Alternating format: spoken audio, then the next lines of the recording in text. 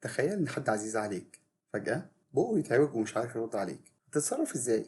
والأسوأ تبقى نيتك تنقذه بس تصرفك يعرضه لخطر أكبر. كنت شغال في رعاية الطوارئ، الساعة كانت 12 بالليل.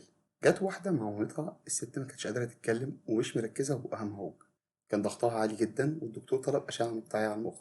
بدأت أسأل بنتها في تاريخ مرضي؟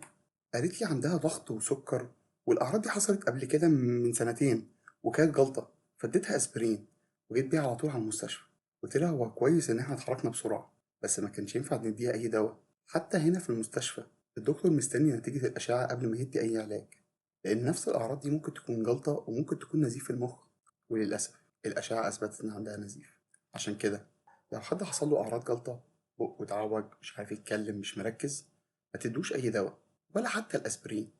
اجري بيه على الطوارئ وسيب القرار للفريق الطبي. النية الطيبة مش كفاية، لازم كمان نتصرف صح. خلي بالكم من صحتكم.